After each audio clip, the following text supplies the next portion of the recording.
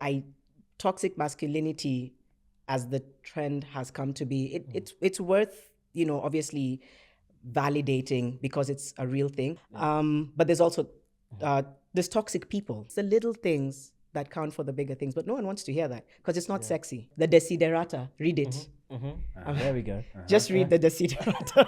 It seems like you want to recite it. I'm so... It's okay. So girls were dropping out at high rates. And then the worst place is having to use unsanitary products so you get sick. Yeah. Or even the worst thing, which we are now seeing a lot more, is this thing that's being called sextortion. I'm recovering from my shock. Oh, Eli, it's I'm okay. back in the room. Yeah, I'm back in the room. So you said something earlier that when someone wants to do something, do or go with what you have, right? Yeah. And the reason I was in shock because I was thinking to myself, as Eli, as you're talking, right now this is very dire. This is horrific. And now you've taken away a level of ignorance from me, right? But that might happen to a lot of people watching as well. But then sustaining that, like, what are practical things that people, because say this video gets 15 to 20,000 views if you're still watching, guys. Yeah, and then watch and share. Yeah, Don't give Oscar and Eli 2,000. Yeah, come on now. Yeah, so I'll just say you're a hater. exactly. From Janet's From mouth. Janet's mouth. It's recorded now. Oh no! That's our You can soundbite. hold it against. That's a soundbite. Yeah. So I want to know, like, okay, so when I look at social justice in any capacity, I always think that in a society, I look at it like a football pitch. Let me go there. So there's not everyone is a striker. Not everyone's going to go and spearhead. Someone might be in midfield, they can assist, but they're not always going to have that kind of energy or drive that maybe Janet has. Somebody might be a goalkeeper, let me just punt you the ball, do what I can from a distance, right? So there's a lot of people on the pitch watching, and there's some people here. What can we do? Like, practically, because I don't like when conversations get really sensational and you're like, cool, thanks Janet, thanks for coming. And like nothing happens afterwards. So what are like practical things that anyone in the pitch can do, a striker, midfielder, that can actually assist in what you're doing? Because I feel like you're the striker, but we need to help you. Yeah, you know? I love the metaphor about football. It's smart because it's the truth. It's everybody plays at their strengths. I think I always say the first thing that people can do is plug into the conversations, because you'd be surprised how much you learn about the different things that can be done. So I'm speaking from the account of what I've seen, interacted with. Some other peers in the space, go talk a lot about reusable, sustainable products, for example, because that's always a big win. Whether it's the menstrual cup or the reusable pad. The only, I think sometimes people push back and say, oh, what about access to water and storage? It's fair, but it's still a solution that's working in parts of the country, so we can't negate it. Others still have gone as far as to, push for policy and even being at the policy table. So when you plug into the conversation, it just gives you a really wide scope of what it is that's happening. You're better informed. And then the other thing is these same organizations are all doing something in their own way. Another way to help is plug into what they're doing, whether it's participating online or on site, whether they're doing drives or whether they're having a conversation, tune in. And then finally, it's again, what's in your hands. So tangible things are, the jury is still out on pads, just giving pads and panties. And I know sometimes I've struggled with it because I'm like, it's not sustainable. However, I've seen how much it helps them at that point. So it's to say, when you're doing your monthly shopping, buy a packet of pad or 2 or 3, and give it to somebody around you who doesn't have it, whether it's maybe a nanny, whether it's a relative, because there's always somebody who might need it. Or even if it's saying, I'm going to buy some and give them to a school that's going to help. Sometimes that's just the very simplest way of doing it. It's an action that can be used. Again, some people might come at me because they're like, but that's not sustainable. But I say, because again, my lived truth and experience, I speak from what I've seen and what I've done. And when I remember even when I started in the space and, again, the privilege to have a nanny or a household, but even them in my space, just being so blown away by me giving it to them, so blown away. Wow. And I'm like, but I pay you a salary. Yeah, exactly. But they're like, but still, these are so expensive. So thank you. So suddenly you've allowed her to save. I didn't even think of Yeah. And then I just said, okay, then I'm just going to get for you for the year, because if you need 2 packets a month for 12 months, that's 24 packets. That's maybe times maybe 100. 2,400. Yeah. For a year's supply. Yeah. And that's spend some on people spend lunch. that right on lunch. Yeah. So that's the little thing. And you say, of course, there's accountability, but again, sometimes it's just to say, at least I know that the last thing she needs to think about is buying pads because it's expensive. Until the war to bring prices down and sustainable, till that happens, somebody needs pads right now. And maybe with an underwear, if you can throw that in and throw in 3 underwears, then that's maybe 2,500 or 2,600, 2,700 for the year. You throw in maybe a bar of soap for hygiene and sanitation, and then you throw in maybe slippers, and there you have a care package, 3,000 shillings for the year. That's insane. And there you've given her dignity because she can, a lot of the places they access are not, clean, so she can walk with dignity. She can clean herself because that's a huge, there's even programs called showers for girls because when you're not, again, as a menstruator who has access to all these things, when you don't have those, you're just uncomfortable. You can't do anything. So imagine somebody who doesn't have the choice. You can't really. So it's those little things. And then the last thing you can do is, because now you are, what's the word? Are you converts? Nah, you guys have always, you're cool, you're easy. But you can now talk to other guys. I talked to other men. Because I remember when I did my first time and there was a lot of dads who were like, I didn't know that's what you go through. I just didn't know that's what a lot of women go through. So many men told me that. And I'm like, I'm glad I could, educate. And I'm glad you've now learned that it is something, it's a reality. And one of them was like, oh my God, is my daughter going to? I'm like, yeah, she might have a menstrual disorder because that's a whole other conversation. And she's been debilitating pain. Make sure that she has access to painkillers. Menstrual justice is very multifaceted. It speaks to access. It speaks to dignity. It speaks to self-esteem. It speaks to the ability to work, to go to school. It can completely, holistically disrupt an entire life, and it does. So if you have a menstrual disorder where you're in so much pain, which I know a lot of people watching this might be like, that's me. Sometimes you can't even go to work. But then your boss is like, what are you doing?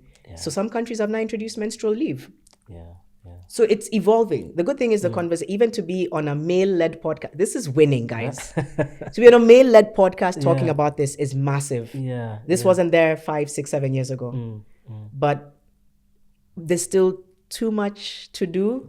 And we just have to, like, I like your question, Eli, about like, what can I do? Just do the little things as we fight for the big things. The little fights for the big fight. If you can do the little fights for the big fight, do it today. You can do it. It's within your reach. For the bigger fight, which again also speaks to gender equality. That term is very triggering, especially in Kenya. Gender equality. When somebody says, we need to fight for gender equality on Twitter, do that tweet right now. That's like, why I'm not on the I platform. dare you. I know. You're like my self-preservation matters. Protect your space. But this is what it is. Inequality is, I can't go to work or I can't go to school because of a natural biological function. And you can. So of course you're gonna outperform me. It is but if you're providing me with the products, with the information, then you're allowing me to participate at your level. Inequality is just that. People think it's this, you're taking away from us. No.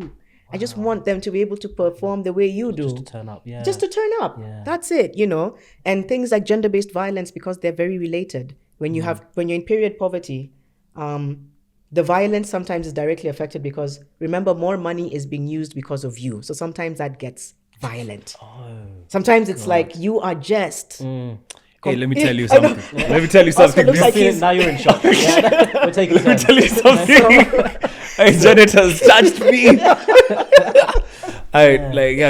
Please continue. Continue on your point. You're saying... Yeah, sometimes it's directly as a result of you're making me have to spend more than I need to. And that's a problem for me. Eli and I did... my mind went there too. Oh, really? Yeah. Oh my God, man. What the hell? Now the numbers are making sense. Okay. Statistic 1. Something has... Statistic 1 is more than 40% of Kenyans are living under $1 a day. This is something that's true. This is something that has been that's actually there. If 40% of those Kenyans are women and women above a certain age, then it means that they're going through their periods without access to sanitary pads. That number can be astronomical. We might be doing millions of Kenyans. It is. Okay, so that's the first number that's clicked in my head. The second number that's also clicked in my head is the fact that the cost of sanitary pads is actually like I think is it taxed? How much is a packet? How much is a packet? On the lower side, and I mean, some companies have tried to, you can get maybe 40, 35, but that's still what somebody plans there for their family, right? Yeah. On the higher side, it's 100 plus 120. Third, the cost of food. So you see now, like you have to choose what you're going to put in your basket, in your spend. Yeah. So like a mom might actually be going through what she's going through quietly so that her children can eat food in that same bracket of 40%. Yeah. And then to make matters even worse, I'm whispering because I'm just jarred. To make matters even worse is I read, me and Eli did a report. We didn't do a report. We were doing gender-based violence, like a little feature. There was an incident that made us like really like focus on it and understand what GBV is. And some of the statistics that I read is about, in that it was a Ministry of Gender report, and they actually said this is a national crisis. It's written in the report. It is.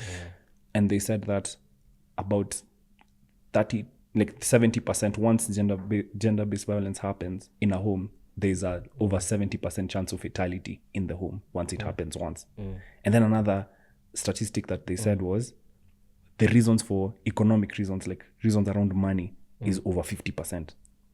So which means that every time this specific subset are forced to make hard economic choices, and whenever they choose themselves, they might face a beating. Yeah.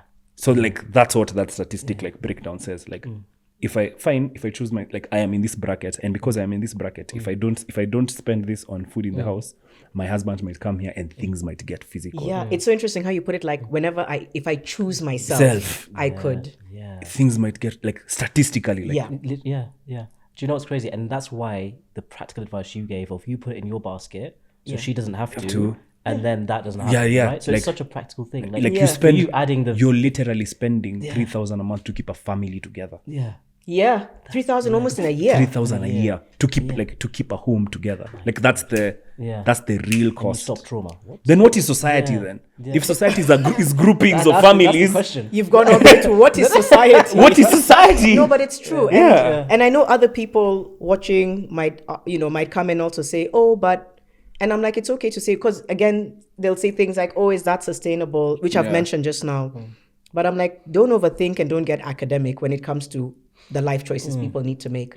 Yes, we also need to push for menstrual products that are of good quality. There was a whole conversation about that, where people learned that in Africa, sometimes in Kenya, you get the worst type of brands, of which those brands are giving the best quality to women abroad. That's also very hurtful. So people were getting, so it's, the other argument is, yes, at the basic level, buy products. At the next level, make sure they are products which have good quality, if you can. I think most of them now, are now going through the good quality.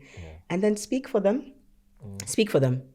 Just talk about it and just say, this is a thing. Yeah. If we're going to go home, if I'm going to go to Shags, if I'm going to go anywhere, I want to keep that in mind and try and educate people around me and say, did you know this is a thing? Yeah. And, I think one of the ways we can do something is ABCD. We can support 5 or 6 girls in that school to make sure they finish high school, or to make sure they sit their KCPE at the very least.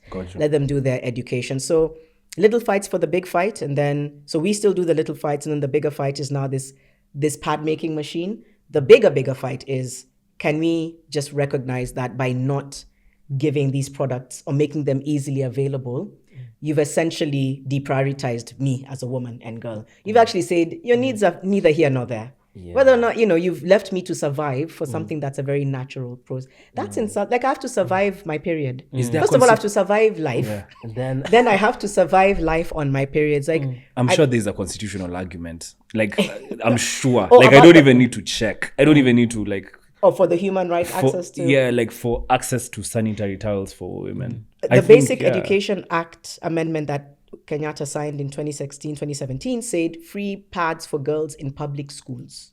Like I said, goodwill is there. And that helped in the sense of, that's when the free sanitary pads program started. Yeah. But it's very ad hoc and sporadic and random. But it's there. I don't think it's like regulation. I don't think this is just standard, like that Access to Information Act. There's a lot of underpinnings. I have a feeling Oscar's gonna go do like a deep dive. Yeah, you can tell. Got it. Part 2. So Oscar and Eli are gonna be like, we're gonna be back. We're gonna go deep dive. Like actually, I'm serious. Like there has to be, but there also has to be that certain things are prioritized. Again, when COVID hit, care packages. But constitutional rights are priority.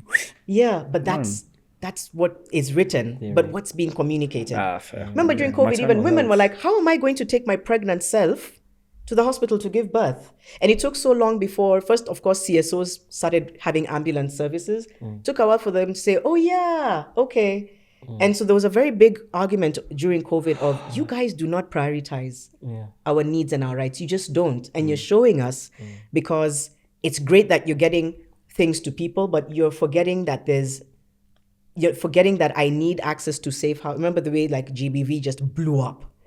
And because you're locked in your home with your perpetrator with nowhere to go. So in countries like, I think some parts of the UK, they changed like Airbnbs or hotels into mini safe houses immediately. That means you care enough. You have to care enough. And I'm sorry, I'm just like, if you cared enough, you would mobilize and say, let's quickly make sure that there's a point of safety. Let's quickly make sure there's a point of collecting sanitary pads. I'm convinced that there's just not enough prioritization. And I think that's why we need to scream and shout until we're like, you can't say that 500 million, 500 million women and girls around the world don't have access to menstrual products. I'll say that again, 500 million women and girls right now are menstruating by surviving, whether it's using a piece of mattress. I'm so sorry, I'm stressed. Someone Both of you just went. Someone recently bought an entire Twitter, Oh, so now me, I'm doing the mathematics also again. Like, you're forcing me to do math. Yeah. And 65% of women and girls in Kenya don't have access. So it's 65. 65% of women and girls in Kenya do not have access to sanitary products. 65% of women and girls in Kenya. No, come on. And then now 1 million girls of school-going age in Kenya right now have missed school. Didn't we do a census? We did. So when you're saying 65, you're saying 65 of 50 million. Yeah, 65%. You know 65% is more than most people get in chemistry in school. Yeah. How did you go there? I think he's so disturbed. It's so... It's tricky. So it's real. 65% is so high. That's like... That's so it's real. It's 32. Yeah. You guys are good at math and economics. I'm gathering. That's 32.5 million. Yeah. That's 32.5 million. That's insane. That's 32.5 So So there's an access issue. 32.5. There's an access issue. Where's the camera? Issue. 32.5 million. I wanna ask a question, Janet. Okay, because I'm concerned for you. You must be busy. The weight of You're carrying it. Of this. But there's many. No, there's so many. But you're here. No, okay. And I appreciate it. But like, how do you like manage your mood? How do you switch off from it? Do you ever like Monday to Sunday? Like, how does that work? It's definitely hard. Social justice is, and a lot of people will say it's lonely, it's confusing, it's triggering. It's very triggering because every day you're coming face to face with, people who live with, and by the way, social injustices is not just, we need to normalize this. It's not just in informal settlements. It's across the board. It's in places where we see high fences and beautiful walls. It's there. It's like things, especially like GBV. Some of these issues are across the board. However, we do focus on period poverty because that's the majority that are most affected. You know what I mean? And we do focus on GBV in communities because they are largely affected. It's not to negate that it doesn't happen across the board in spaces that we know with people that we know. It does. But it is a reality for many. So how do you switch? You can't really. I think I haven't kept my mouth shut since 2013, 2014 because of how much needs to be done. The beauty is we've seen the power because immediately people begin to say, okay, they've talked for long and I think they're onto something and I think they're making sense. During COVID, another big conversation that started happening was you're not funding the women at the front lines. You're funding each other. Wow. Yeah. It was a hard one for some people to stomach, but it was like, people were like, it's true. We're at the front lines. We're going broke and getting tired, but we love these women and girls. So it's changing. Right. This helps. This helps. Switching Yeah. off, you really, really, really can't switch off. You carry those stories with you every day. You carry the stories, you carry the testimonials, you carry the situation. But I think the best you can do is you integrate it in your life. In a way, you just integrate what you do Yeah. so that you don't have to keep it so separate. In a very, I was going to use a very unrelated example, very unrelated, but there was somebody who was known for having a big scandal around the world.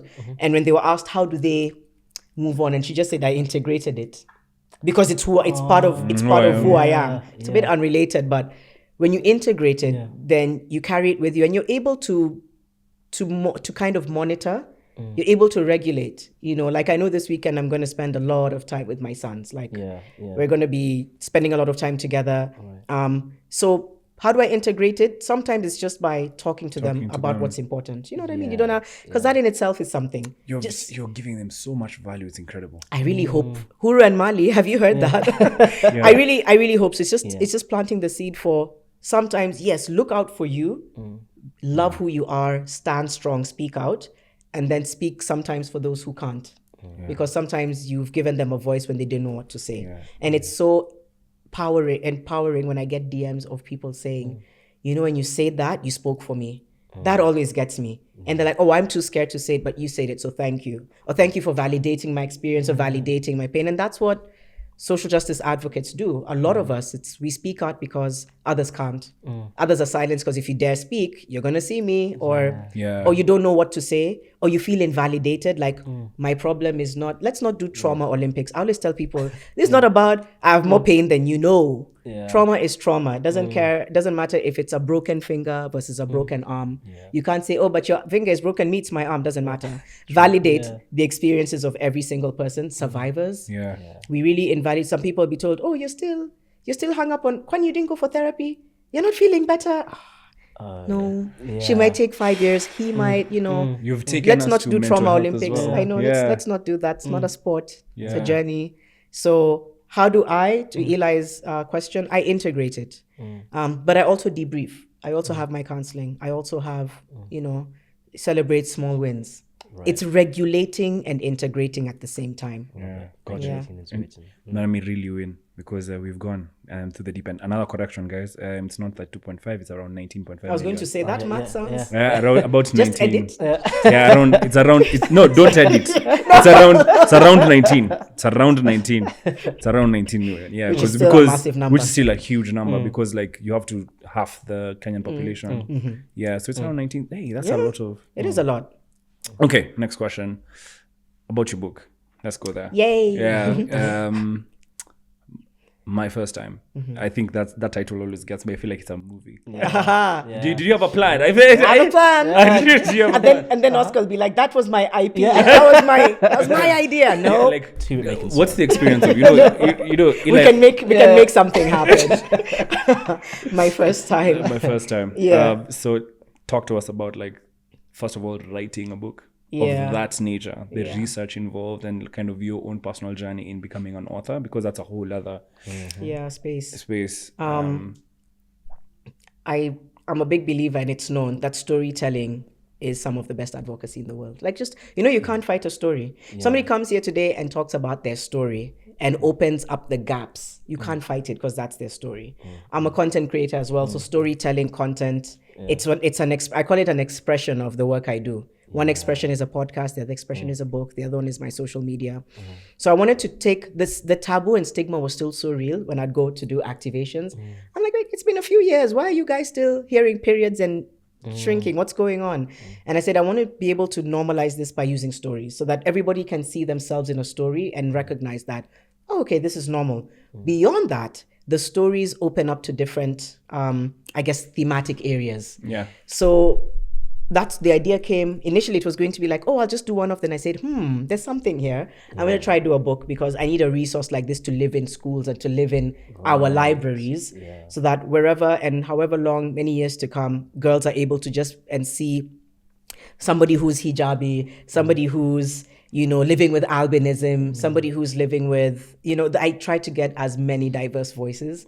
And I included men. There's about 8 men in the book. Right. There's just over about 60 voices altogether. And about a few of them are men. A hip hop artist, a pastor, an imam, you mentioned when we were doing the pre-interview, a menstrual teacher who's a man.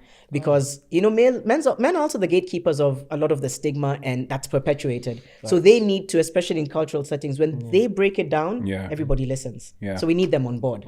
So when they go and say, hey, can we stop shutting girls and women out of our homes because they're on their period, people will listen. They'll be like, okay, boss, you've spoken. So that was important. Was it challenging? Was it challenging? When I put out the call for, would you be interested? Yeah, some people were like, no. It wasn't that challenging because people, maybe it was the timing, they were like, yeah, I'd love to lend my voice, which was incredible to see. Putting it together logistically was crazy. Because I was like, I need everybody to be against a red background for symbolism and wearing a white top because it's like people are like, that's a production. I'm like, I'll do it. And I filmed 35 people in 1 week. Oh my gosh. When I think about that week, I could cry. It was just back to back to back. But I had the vision. I'm like, no, I don't want it. I want people to see menstruators for who they are. I even had a menstruator who identifies as, they, them. It needed to be inclusive, that everybody have a somebody in the book who's living with HIV. And they all link their period to, and their reality, so they talk about their first time stories, and even my podcast leads with my first time. Everybody who's coming on has to lead with their first time story. But Teresa, who's in the book, was formerly incarcerated. So she talks about, my first time was this, but my first time in prison, this was the experience, and this is what happened. Somebody else says, my first time, but I'm visually impaired. I'm blind. I can't see anything. So the idea was to give life to all the different ways in which we need to intervene when it comes to menstrual health. Because again, we can't be one-dimensional. A lot of women who live with physical disability were telling me, we can't really use products the same way you guys do. So we need something called like a menstrual period panty, where the pad is embedded in the underwear. You know what I mean? Like, it really opens your eyes to, if we're going to have this conversation, we need to be inclusive, we need to be diverse, we need to think about everyone. So that was really the premise of the book. I call it my third child, because it was just such a labor of love and pain, and it was amazing, and came out in early 2020, and we were just embarking on a countrywide tour, then the pandemic hit. Will you resume this tour? Now I'm actually updating it with a second edition, and I probably will do a tour at some point, but for now, the logistics of it. At the time, it was very seamless. It was just coming together. But it didn't stop me. So I remember I translated all that to online advocacy, which also helps the foundation a lot. We got partners, etc. Because again, I just didn't keep quiet. I'm like, anyway, so the book can't happen, but we're going to have a period party. And I did an online period party that was picked up by the press. So just like keeping the conversation alive. So that's what my first time is. And the podcast was always supposed to be there from day one to give a safe space to people who didn't want to be photographed. Because not everyone wants to share their story, but yet they have a very important story to tell. What is it like for you if you're in a refugee camp?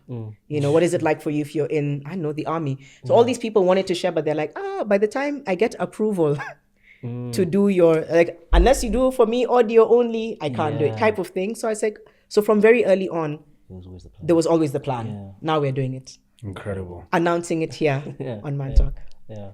Wow. Eli, my God, I'm not done. Go ahead. I want to know, you see, what does the future look like? Like the future you're trying to create, what does that look like? Because the tireless nights, the third child, etc. That's a lot of work. There must be metaphorical child. Yes, just to clear that up. That's how rumors start. Right, I swear. What does that society, that future look like? I just think it looks like we start being honest with ourselves about our, intolerance and lack of inclusion, and begin to realize that that's just causing more harm than good. People hop on these messages about everybody matters, but when you really speak to it, it's always so selective. And what that does is it completely continues to, divide and all of that. When I see the world my sons are growing in, they're very accepting of so much, even at a young age. Like their normal is very, has evolved a lot. They have there's a lot more tolerance, there's a lot more understanding. First of all, kids today are just smart. I don't know. Sometimes my friends and I are like, is it the pregnant care we took? I don't know, man. You've got like a toddler and a 7-year-old, and they're very self-aware. Right. So I think if we have a self-aware future, you have a self-awareness that allows you to do something for you, but something for those around you. I know that climate justice is a big conversation now. We need to actually realize how much it's going to affect our continent, and already is. So you see a future where people are saying, I actually care about that. Yeah. That's actually my problem. I'm not waiting for somebody to do it. Right. It's a little bit there with some people, some younger people. I always say, Gen Z, it's a divisive conversation, but I think there's a self-awareness that they have. Agreed. That's just, and a proactiveness. Yeah. Like, I've seen a problem, I want to address it. So the future I'm a little hopeful again when I see the future through my son's eyes. And the future is also what we make it. All these cliche statements that I used to be like, I'm like, it's true. Yeah. If I want to make the future, what am I showing my sons that's okay or not okay? Yeah. When I say something and they say it back to me, I'm like, no, that's actually not accurate. Yeah. So the future looks like it's evolving in the right direction. Social justice is doing a lot, but there needs to be a lot more integration with all kinds of sectors, all kinds of people. We would say it needs a multi-stakeholder approach. It's true. Again, all those annoying statements I used to hear, I'm like, it's true. Yeah. It just needs everyone on board. Kenya private sector have now started being involved in all these conversations. They weren't there before. Like the other day, I'm like, wow, good to see you. Welcome, guys. They have a policy out that wasn't there before. So there's a little bit of hope. Like they're now mainstreaming these as issues that they want to normalize within the workplace. And a lot of people go to the workplace. So that's why I'm saying the future, as much as we don't want to be too bleak, like don't look up it. But there is that thing for environmentally, etc. It's a bit daunting because of what we've done to our planet. But at the same time, now there's people are finally starting to say, okay, we need to actually shape up and do something. And there's a generation coming after us that are saying, it's cool, you guys messed it up. We'll try clean up your mess. Yeah. So it's what we make it. It's what we choose to do with it now. We can't also just wait. And it's how we choose to fight for it. Yeah. And every day is a fight. And that's not to make a triggering statement like people are already saying, I'm just trying to get by. But remember that you live in an ecosystem of other people. And if they don't have some kind of access or balance, in a way it comes back to affect you. Like, don't ever forget that. So if you're going to have the majority frustrated, there's going to be a tipping point.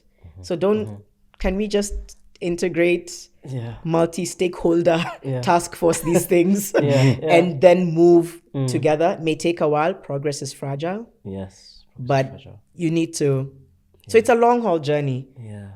It's a long haul journey, but if you're invested in it, then the little change and the little wins really do something to say, that's great that it's changing.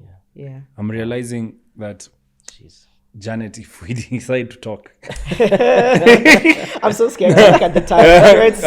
I just realized that if we decide, there has to be. I hope we can have this conversation again, or around other things. For example, something you've mentioned that we haven't really dived into is gender-based violence, and I think that's something that the three of us can also sort of unpack. And Eli and I have time. When you have time, you go and do research, and then you come and have that discussion and around the work that you're doing with Better for Kenya, and the just incredible things that you're doing to see a generation that lives better, not just for your sons but for all of us as Kenyans.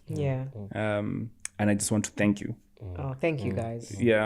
I really enjoyed. I could have also gone on. I really could have. But this was. So I just wanna thank you for making time, and I watched you when I was younger, and I will continue to watch you as I am older, and continue to be the. I'm not like 60, guys. When he says that, I promise. As you can tell from really us. Eli's like, let me fix this. We balance this out. I will. He's about to go down. I will continue to watch you. I will continue to watch you now. Thank you. And you've done just. Jesus, it's just tremendous. So please tell us, where can we get your book? Yes. And just kind of interact with you that way. It's so sad because I haven't yet. It's pretty much out of stock, but I think some textbook centers still have it, but the second edition is going to have an audio version that is available across the board, different parts of the world, and in select bookstores. So right now, there's a few copies remaining in select textbook centers. What people can do is call textbook center. They're very easily able to, on their database, say, oh, you can get some in this and this place. Which I'm so happy, because few copies means people have bought. Exactly. So that's really exciting, because we did the first round early 2020 and sold out, then did a second round. And that's what's kind of selling out slowly. I think there's a couple of 100 copies left, maybe 100 or maybe less. So the second edition will be more accessible easily on platforms where people can just, buy it, or buy it online, like an e-version. So we're exploring all that, and I'll update on my social media. Fantastic. In the meantime, the podcast or the audio conversations continue, just to keep the conversation alive. As we move on to getting the book. The second edition is Pan-African. So now we have voices from South Africa, from Nigeria, from Rwanda. It's so powerful hearing those stories. I was really excited putting that together. So I'm excited for people to now not just hear my first time Kenya, it's my first time Africa. And there's so many similarities, culture, all of that. And how people are also trying to progress the conversations in different parts of the continent. So hopefully very soon, I'll also be going to different parts of the continent to have these conversations with, just with like-minded people who are in the space. So that's the goal. So, but for now, social media, just like you two, I'm quite pretty active. Can I plug my social? Of course, yeah. Plug everything. Everything, all. Just official Janet Mbugua. My Instagram is where I interact the most with people. I really enjoy it as a platform. Facebook. My websites, officialjanetmbugua.com and inuadadafoundation.org. We'll be rolling out a lot of projects soon, so people can find that updated information there as well. And the good news is it's all going to be linked down below. Mine is just to say thank you. Thank you. I think the world is genuinely a better place because of you.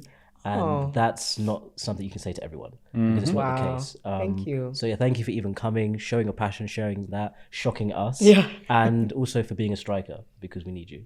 So we're going to do what we can. We're going to use that shock and implement it. The practical thing you said about just putting it in your basket, if everyone that watches it does that, we make an impact. So thank you for just gems like that, and also for your time, because it's very valuable. No, thank you. Thank you so much. I've really enjoyed this. It feels like such a safe space, and I think it's very important that I just applaud you guys for just making it. I truly enjoyed this conversation.